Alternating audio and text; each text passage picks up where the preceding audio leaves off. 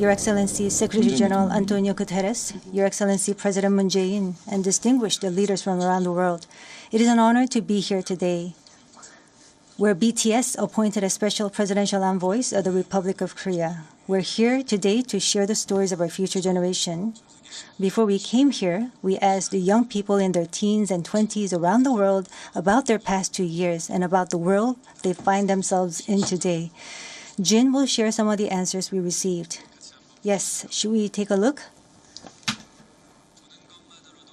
You can feel the good vibes from just looking at these.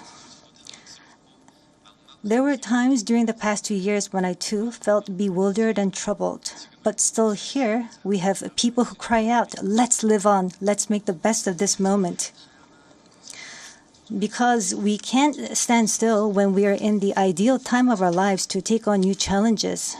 It wasn't as if we could blame anyone, and you must have felt the frustration. Here I'm the same as I was yesterday, but the world changed like we were transported in a flash to a parallel world.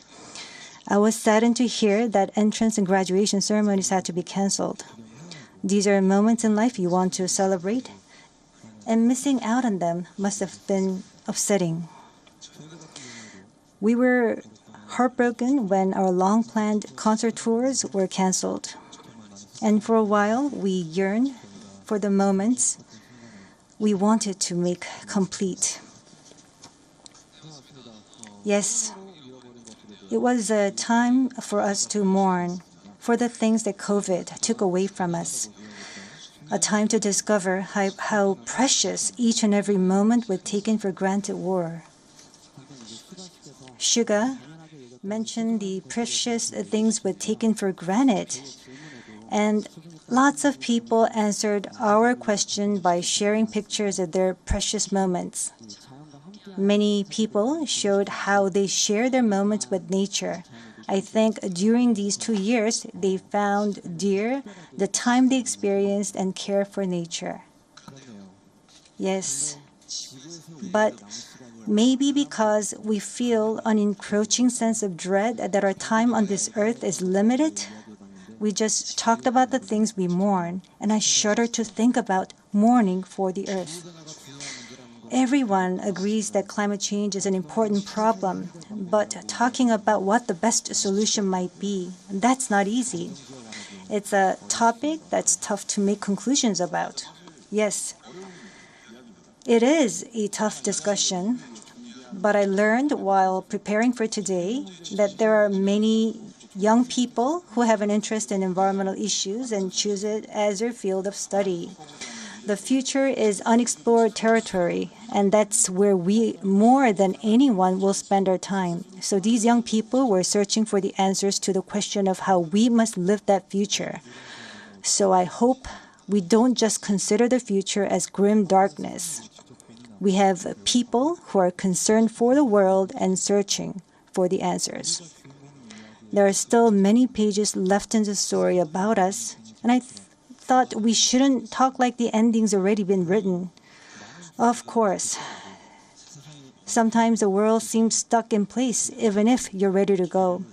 Sometimes it feels like you've lost your way. There was a time when we felt the same way.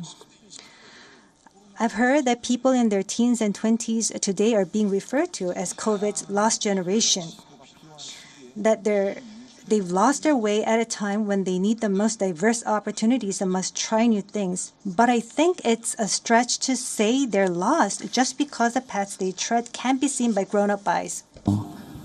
Yes, take a look at these pictures.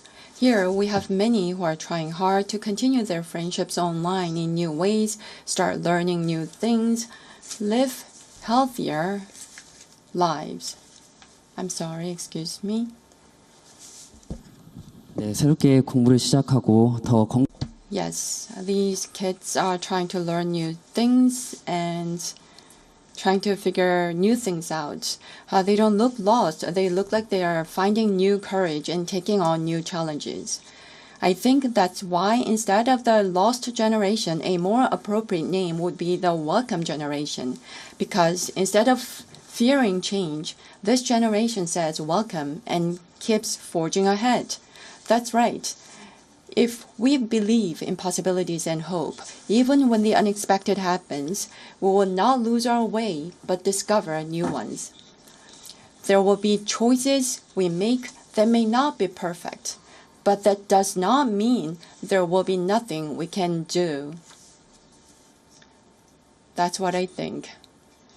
What is important are the choices we make when we're faced with change, right? Some of you heard the news that we're coming to the UN, and a lot of you were wondering whether we have been vaccinated. And I'll take this opportunity to say yes. All 7 of us, of course, we received vaccinations. The vaccination was a sort of ticket to meeting our fans waiting for us and to being able to stand here before you today. Just like we said in our message today, we too are doing the things that we're able to do right now.